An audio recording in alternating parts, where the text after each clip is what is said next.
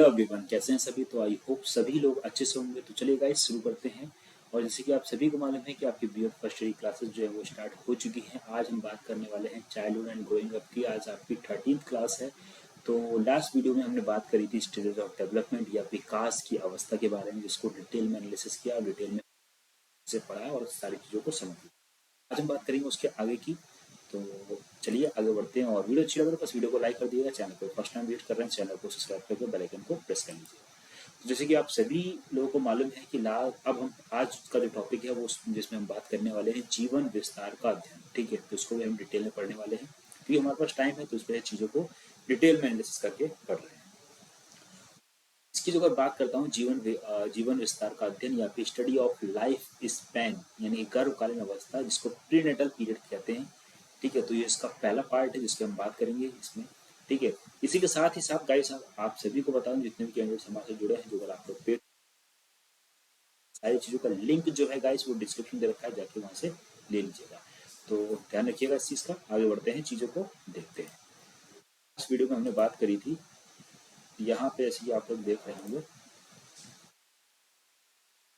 यहाँ पे हम बात करने वाले हैं किसकी।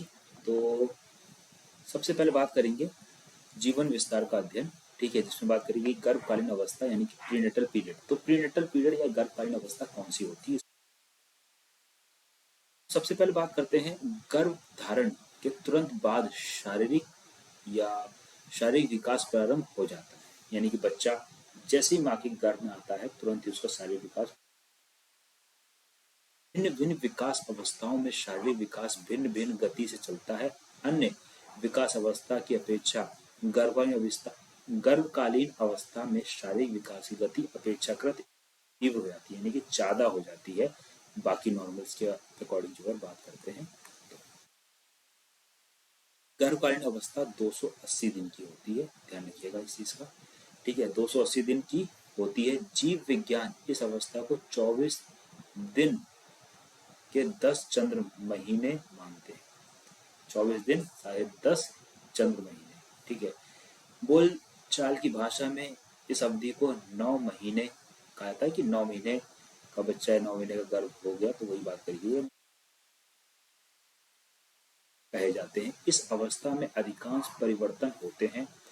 अब यहाँ पे जो राइटर है कौन से, कार्ल माइकेल ने 1954 के गर्भकालीन अवस्था कम से कम 180 दिन, यानी कि इन्होंने जो बताया है, क्या बताया कि कम से कम यानी 180 दिन में भी बच्चा कह सकते हैं कि 180 दिन का ही बच्चा जीवित बच जाता है। यानी मिनिमम जो टाइम पीरियड दिया वो इतना, और मैक्सिमम जो टाइम पीरियड दिया वो 334 डेज, यानी कि लगभग 10 से 11 महीने, क्योंकि 365 दिन आपके होते हैं एक साल में।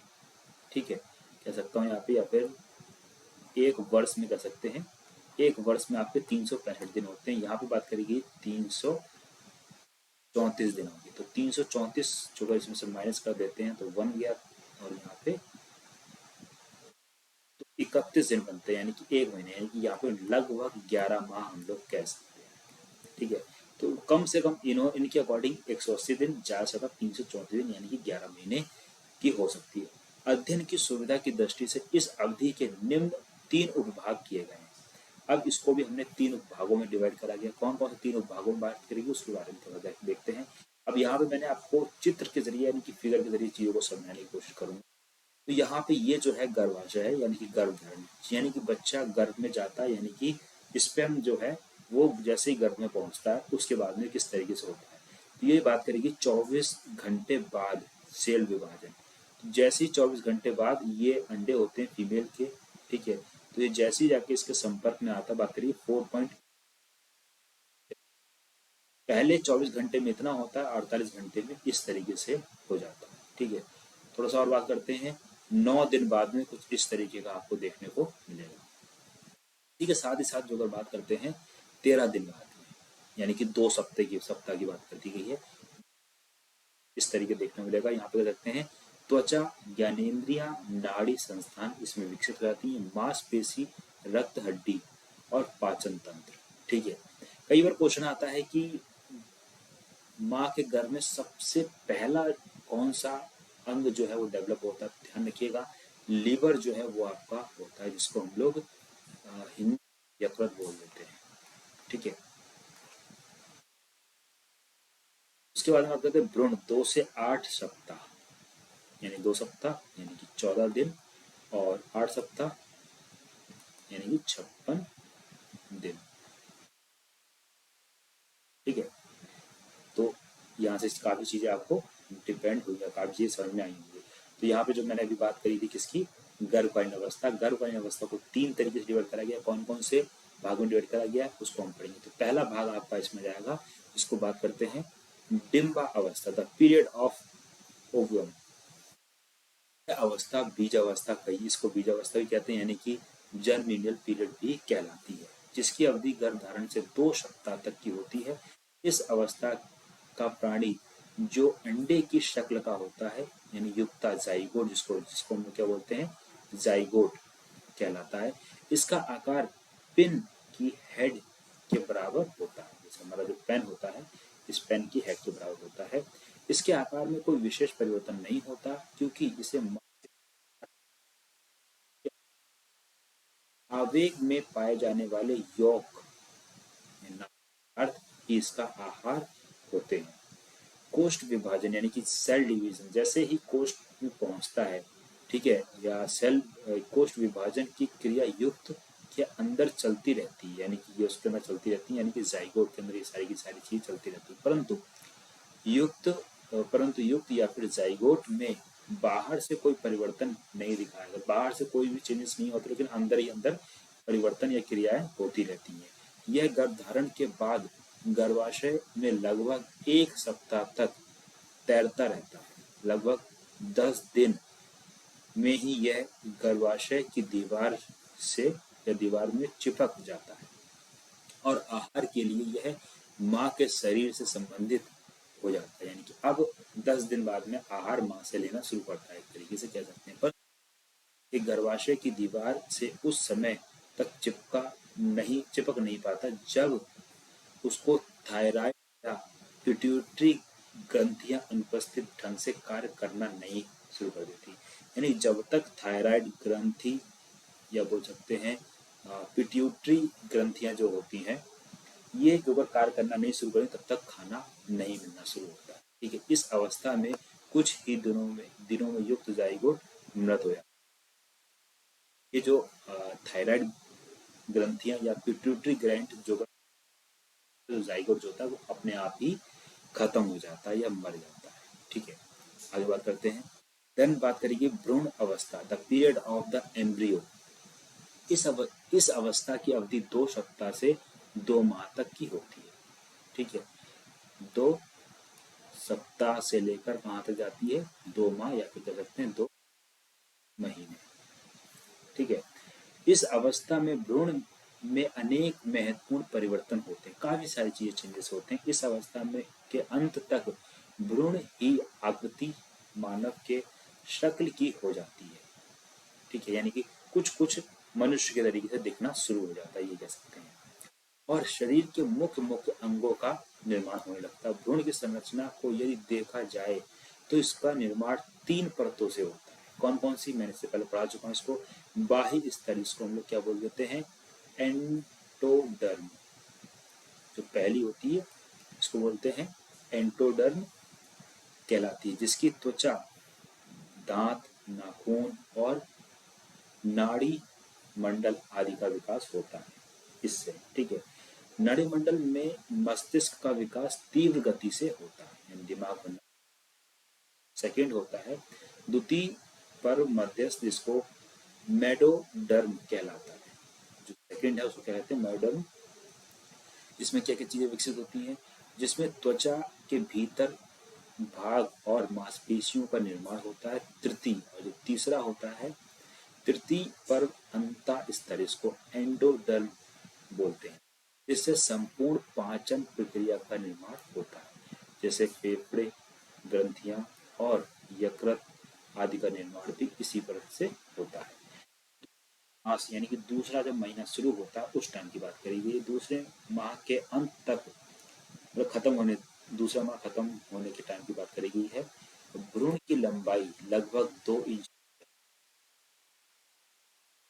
लंबाई भार की बात करेंगे, इसका भार वजन की बात करते हैं तो लगभग 2 से 3 औंस हो जाता है। इस अवस्था में भ्रूण को सरलता से पहचाना जा सकता है। शरीर के अंग और भागों का विकास काफी कुछ कम हो जाता है।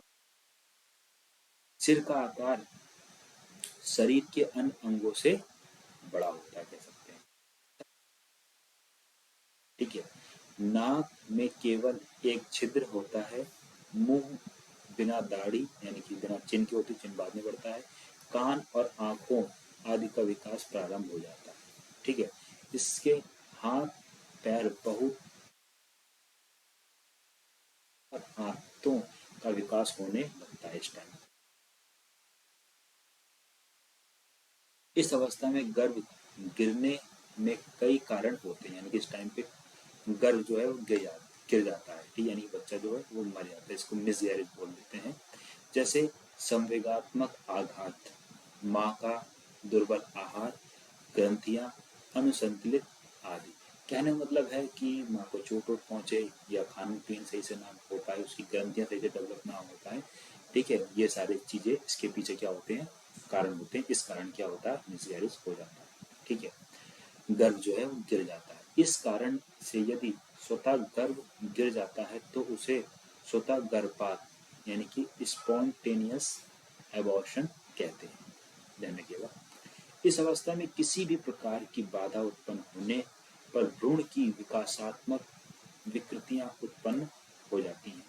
विकृतियों के उत्पन्न होने का एकमात्र यही कारण प्रतीत होता है कि इस अवस्था में शरीर के विभिन्न अंगों का निर्माण प्रारंभ होता है। अंततः गर्भित महिलाओं को चाहिए कि वह अपने धक्का लगने, मानसिक तनाव, दुर्बल आहार, गिरने, झटका लगने और शारीरिक दुर्बलता आदि से अपने आप को बचाए। इसी वजह से कहा जाता है जो महिलाएं प्रेग्नेंट होती हैं, काम का थोड़ा कम से कम करो लेकिन कम करो। ठीक है, धक्का मुक्की से बच्चों, सीढ़ियाँ चढ़ने उतरने से भारी वजन ना उठाओ, ये सारी सी बाकी टाइम टू टाइम खाना खाते हैं, क्योंकि ऐसा कहा जाता है उस टाइम पे 2 जीव का खाना खाना पड़ता है। ठीक है, ऐसा कहा जाता है। तीसरा पॉइंट की जो बात करता हूँ, बात करेंगे गर्भस्थ शिशु की अवस्था, the period of the foetus. अब फीटस की क्या स्थिति रहती है उसके बारे में बात करते हैं।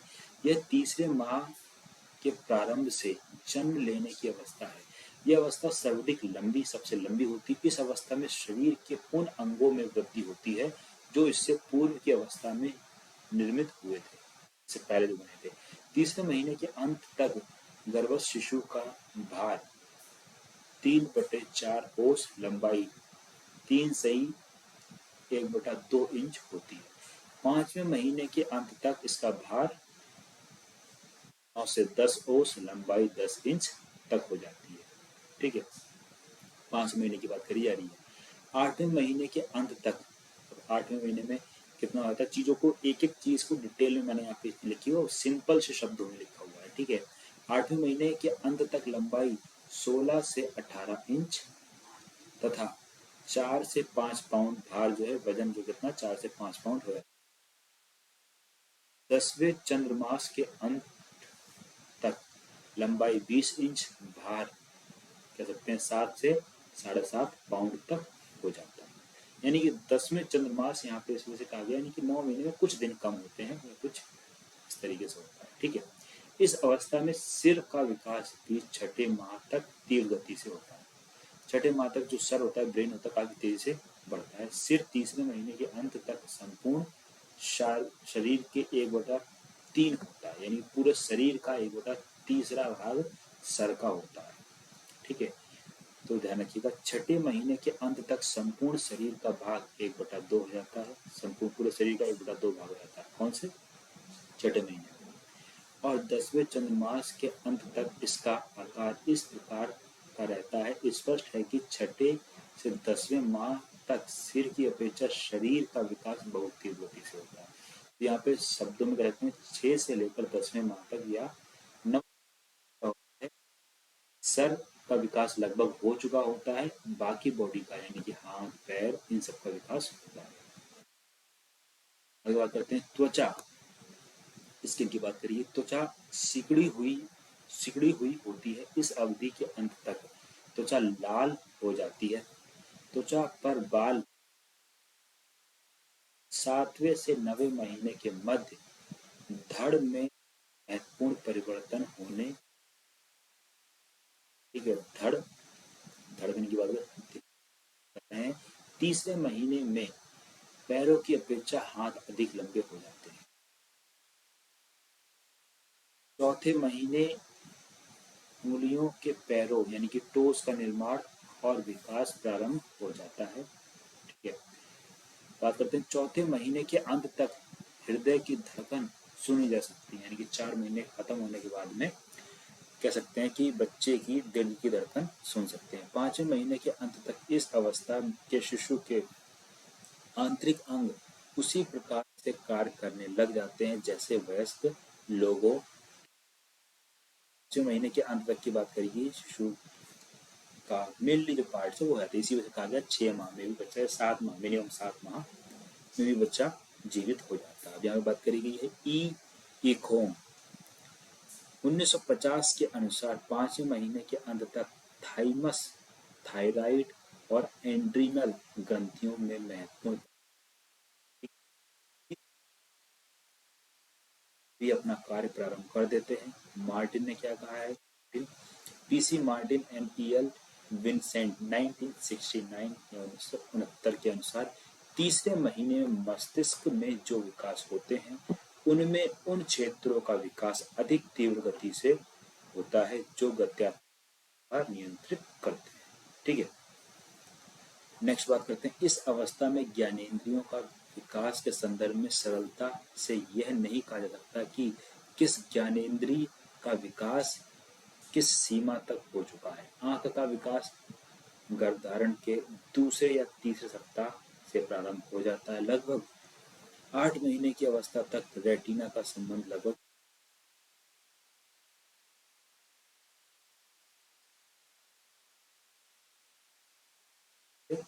बहरा होता है। ये पॉइंट ध्यान रखिएगा कि नॉर्मली कहा जाता है कि बच्चा गर्भकालीन में बहरा होता है, इनफैक्ट पैदा होने के 24 घंटे तक बहरा ही होता है। ठीक है, क्योंकि उसके बाद कान बंद होते हैं। जन्म के कुछ समय बाद तक भी बालक आंशिक रूप से चेहरा होता है, बहरा होता है। ठीक है, मिसप्रिंट हो गया। जब उसके कान की यूस्टेचिन ट्यूब खुल जाती है और मध्य कान में भरा द्रव्य बाहर निकल जाता है तब उसे स्पष्ट सुनाई पड़ने लग जाता है। ठीक है, यानी कान में कुछ द्रव्य भरा होता है, कुछ पदार्थ भरा होता है, जब वो निकल जाता है उसके बाद में स्पष्ट सुनाई देने लगता है। बर्नार्ड इन्होंने क्या कहा है, जे बर्नॉल्ड एंड एल डब्ल्यू सोनटैग 1947 ने इन्होंने क्या दी है, तो अपने प्रयोगात्मक अध्ययनों में देखा है कि मां के पेट पर यदि एक विशिष्ट प्लेट लगाई जाए तो घंटी की तीव्र ध्वनि की जाए और घंटी की तेज ध्वनि की जाए तो गर्भस्थ शिशु 9वें महीने प्रकार की ध्वनि के प्रति चलाने की कोशिश करता है। स्पर्श संवेदना नाक और सर्वप्रथम विकसित होती है। गर्भ उद्दीपकों के प्रति ठंडे उद्दीपकों को अपेक्षा शीघ्र अनुक्रिया करता है। इस अवस्था के अंत ज्ञानेंद्रियों का विकास काफी पूर्ण हो जाता है, परंतु प्राण संवेदना तब तक संभव नहीं होती जब तक कि नाक की नली में हवा ना भर जाए। यानी कि बच्चा रोता है, जैसे ही बच्चा रोता है, जैसे आपने देखा होगा छोटा बच्चा होता है जो भी तुरंत चल रहा है, जब बच्चा रोना शुरू करता है तो उससे ये होता है कि बच्चा चिल्लाता है, यानी कि आवाज निकली, जब चिल्लाता है तो हार्ट पंप करता है और उसके बाद में सांस लेता है बच्चा और सांस छोड़ता है। ठीक है, तो ये पूरी एक प्रक्रिया हो जाती है जिसके थ्रू पता चल जाता है कि हाँ बच्चे के सारे बॉडी के पार्ट्स जो है अच्छे कर रहे हैं। इसलिए कहा जाता है रोना जरूरी होता है उस टाइम पे, या रोना अच्छा माना जाता है। 5वें माह तक गर्भ के गिरने की संभावना रहती है, परंतु इसके बाद बहुत कम संभावना। 7वें महीने के अंत तक गर्भस्थ शिशु का शारीरिक मानसिक इस अवस्था के शिशु का जन्म हो जाए वह जीवित रह सकता है। वही बात करी गई है 7 महीने तक।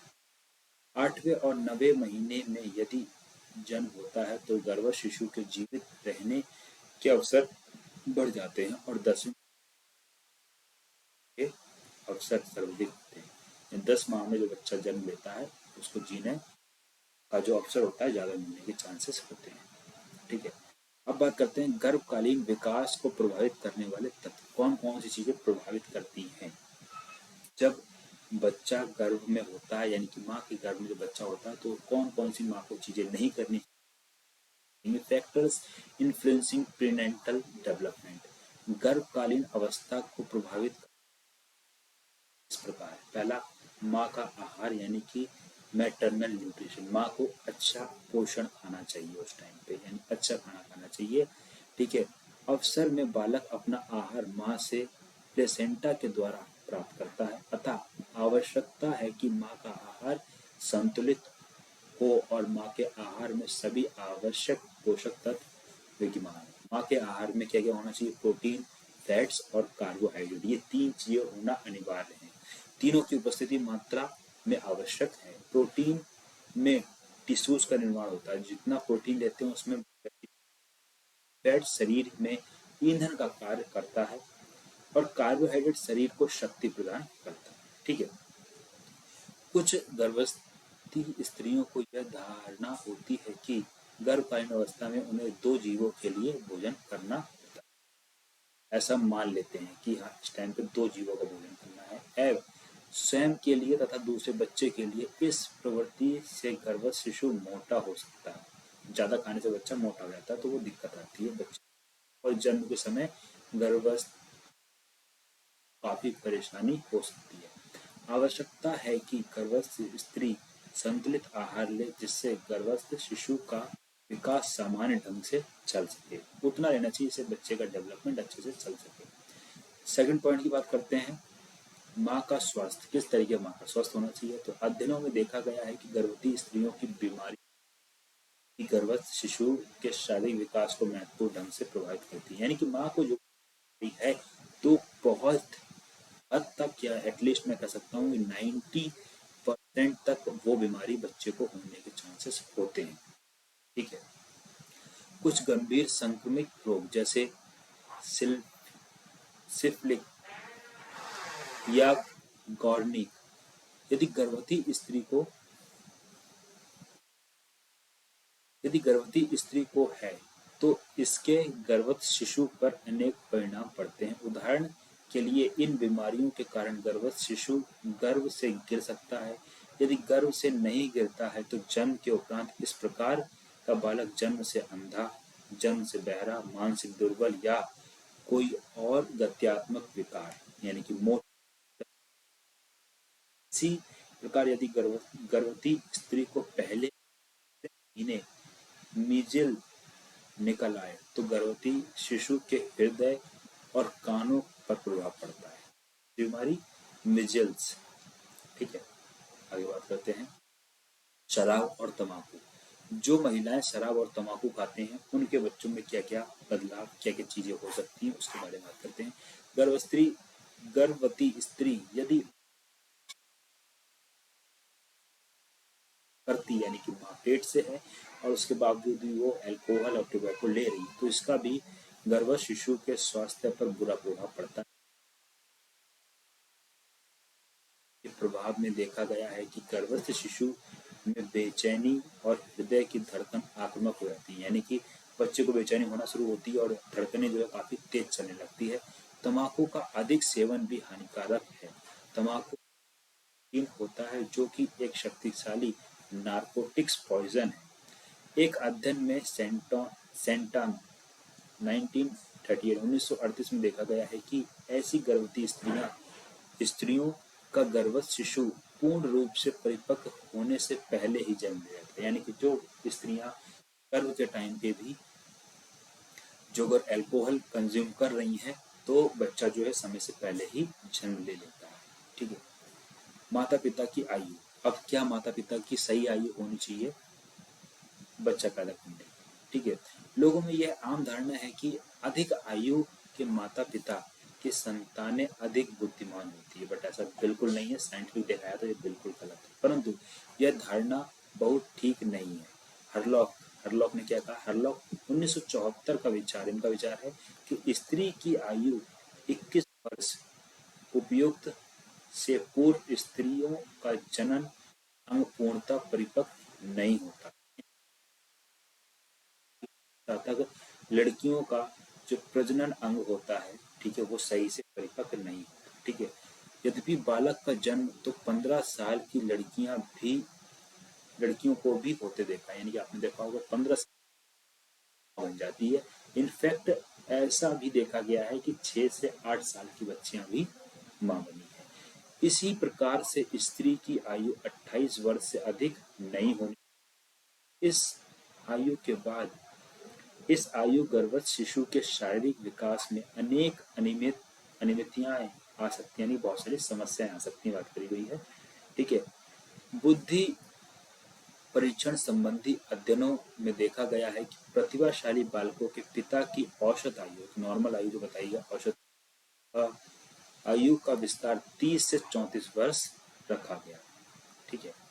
तो सिंपल शब्दों में कहें तो लड़की 25 वर्ष की और लड़का 28 या फिर 30 वर्ष तक का हो तो चल जाता है, ठीक है। आगे बात करते हैं माँ का संवेगात्मक अनुभूतियां, मैटरनल इमोशंस। माँ के जो इमोशंस अच्छे नहीं होंगे, माँ डरी होगी, धमकी होगी, या उसके अंदर कोई डर होगा, उसकी बात करी गई है। एक अध्ययन में पीएच गेबहार्ड एटल 1958 में यह देखा गया है कि यदि गर्भकाल को प्रारंभिक अवस्था में गर्भवती स्त्री में संवेगात्मक तनाव अधिक रहता है, यानी कि से मतलब जैसे कहते हैं ना कि एक इमोशनली अटैचमेंट, ये कह सकते हैं एक इमोशनली उसको प्रताड़ित किया गया है, ठीक है, डर रहता है उसके अंदर।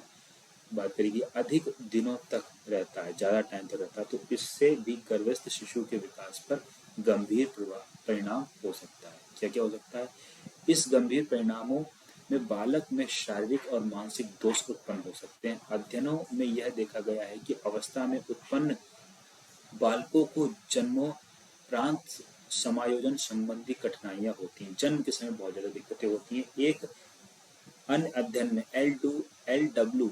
सोनटैग 1955 में यह देखा गया कि गर्भवती स्त्री यदि गर्भकालीन चिंतित रहती है तो ऐसी स्त्रियों से उत्पन्न बालक अपेक्षाकृत कम बुद्धि वाले होते हैं, यानी उनका ब्रेन का जो कहते हैं विकास उतना बढ़िया नहीं हो पाता। 6 पॉइंट में बात करी गई है माता पिता की अवधियां, एटीट्यूड्स ऑफ पेरेंट्स। क्या क्या चीजें पेरेंट्स के अकॉर्डिंग बच्चों में जाती है? कह सकते हैं माता पिता तथा परिवार जनों की अभिवृत्तियों का प्रभाव भी गर्भस्थ शिशु के विकास पर पड़ता है, परंतु यह प्रभाव प्रत्यक्ष ना होकर अप्रत्यक्ष, डायरेक्टली रूप में ना होकर इनडायरेक्टली रूप में बच्चों में आता है। कई बार नवविवाहित दंपति तुरंत बच्चा नहीं चाहते। कुछ माता पिता अपने होने वाले बच्चे के संबंध में कल्पना बना लेते हैं। यदि स्वप्न बाल यानी कि ड्रीम चाइल्ड स्वस्थ, सुंदर और कुशाग्र बुद्धि वाला है और वास्तव में उत्पन्न होने वाला बालक इस स्वप्न बालक यानी कि जिस तरीके का माता पिता ने सोचा था बच्चों के बारे में, उस तरीके का बच्चा नहीं निकल पाया, कहने मतलब विपरीत विशेषताएं रखने वाला है, तो ऐसी अवस्था में माता पिता के सपने टूट जाते हैं। वह बेमन से अपने बच्चों की सेवा करते हैं, फलस्वरूप उनका विकास प्रभावित होता है। कुछ माता पिता बच्चा नहीं चाहते हैं। इस प्रकार की अभिव्यक्ति जब बच्चा होता है तो भी वे अपने बच्चों का सामान्य और स्वस्थ ढंग से लालन पालन नहीं कर पाते, संबंधी विकृतियां उत्पन्न हो। सिंपल शब्दों में तो ये कह सकते हैं कि माता पिता या नए पति पत्नी है वो बच्चा को नहीं चाहते थे कि अभी बच्चा नहीं को सोचते थे अभी हम 3 से 4 साल बाद बच्चा करेंगे, बड़ा बच्चा हो जाता है। तो इस केस में माता पिता जो है वो बच्चों को उस तरीके का नहीं कर पाते हैं, यानी ठीक है, उतना बढ़िया प्यार उतना बढ़िया पोषण नहीं हो रहा, तो वहाँ ये भी प्रभाव डालता है। साथ ही साथ बच्चे माँ बाप सोचते हैं कि हमारा बच्चा बहुत ज्यादा खूबसूरत होगा, कद काठी बढ़िया होगी, बट उस तरीके जिस तरीके का उन्होंने सोचा था उस तरीके का बच्चा उनका नहीं होगा। बच्चे के ठीक है डिपेंड तो उस पर भी बच्चे पे डिपेंड करता है। अन्य कारण और कौन कौन से कारण हो सकते हैं? यजुर्वेद में लिखा गया है, जो हमारे वेद हैं, जैसे आप सभी को मालूम है 4 वेद हैं। कंटेम्प्रेरी इंडियन एजुकेशन सब्जेक्ट जो है उसमें हम इसके बारे में चर्चा करें डिटेल में। तो इसमें जो आपके वेद हैं, ऋग्वेद है, सामवेद है, यजुर्वेद है, अथर्ववेद। तीसरा वेद है यजुर्वेद। यजुर्वेद में लिखा है कि जननी किस प्रकार अपने संतान का धारण करे, किस प्रकार अपनी संतान का विकास करे। उस वेद में सारी चीजों को अच्छे से स्पष्ट रूप में बात करी, अर्थात गर्भावस्था में जननी स्पष्ट, सत्य, शिष्ट और सुमधुर भाषण करे तो बालक की वाणी भी इसे या इसी प्रकार बनती है। द्वितीय, उसे प्राणायाम करके अपने प्राणों को स्वस्थ रखना चाहिए, जिससे गर्भ शिशु में प्राण शक्ति का विकास हो सके। तृतीय, जननी में अपने नेत्रों को स्वच्छ और निरोग रखे, जिससे गर्भ शिशु की दृष्टि का निर्दोष विकास हो सके। चौथे, जननी अपने कानों को शुद्ध और स्वस्थ रखे, जिससे गर्भस्थ की श्रवण शक्ति निर्दोष रहे। पांचवें, जननी अपनी नाभि को शुद्ध और स्वस्थ रखे, जिससे बालक की नाभि इसी प्रकार की हो। छठे, जननी काम चेष्टा या संभोग से मुक्त रहे, जिससे उसके शिशु में कामुकता की विकृति ना हो। ये शब्द जो है यजुर्वेद में लिखे गए हैं कि जब बच्चा गर्भस्थ या गर्भावस्था में हो, उस टाइम पे पहला जो काम है वो ये करना चाहिए। बहुत सारे काम बताए हैं, जैसे मैंने आपको बात करी थी कि अपने नेत्रों को स्वच्छ रखने का मतलब यहाँ पे इतना सा है कि अच्छी चीजों को देखें, अच्छे विचार लाएं, झूठ ना बोलें, ठीक है, स्वस्थ रखें। और इस टाइम पे यानी गर्भावस्था के टाइम पे जो है क्या काम वासना सेक्स वगैरह ना करें। तो ये सारी चीजें हमारे वेदों में भी कही गई हैं, ठीक है। नेक्स्ट बात करते हैं नवजात शिशु की विशेषताएं। अब बात करेंगे नवजात शिशु क्या क्या विशेषताएं हैं। इस टॉपिक को गाइस हम बात करेंगे नेक्स्ट वीडियो में, और इतनी सी चीज आपको यहाँ पे मेरे ख्याल से अच्छे से समझ में आई होंगी, ठीक है। तो नवजात शिशु की विशेषताएं, क्या क्या विशेषताएं होती है, इसके बारे में हम नेक्स्ट वीडियो में बात करेंगे। बाकी इसी के साथ आपको बता कर दीजिएगा, और आप सभी को मालूम है आप सभी के लिए टीचर बैच जो है वो लॉन्च, टीचर बेस में एनरोलमेंट करने के लिए आप लिंक में सारी की सारी चीज़ें रखी, वहाँ से आप इसमें एनरोलमेंट कर सकते हैं। कुछ लिमिटेड सीट्स हैं, जिन जिन कैंडिडेट्स को एडमिशन लेना है जल्दी एडमिशन ले लीजिएगा। बाकी आप सभी को मालूम है कि जो ऑफर चल रहा था, ऑफर टाइम पीरियड खत्म हो चुका, अब यहाँ पे आपको पूरा पेड करना पड़ेगा, बट सीट्स ही, तो जिसको एडमिशन लेना है टाइम ले लीजिएगा, अदरवाइज एडमिशन क्लोज रहेंगे, उसका में किसी को एडमिशन नहीं मिलेगा। देन इसी के साथ मिलते हैं नेक्स्ट वीडियो में, तब तक के लिए thanks for watching, have a nice day. जय हिंद, जय Bharat, love you my dear friends, thank you so much all of you, take care and bye bye.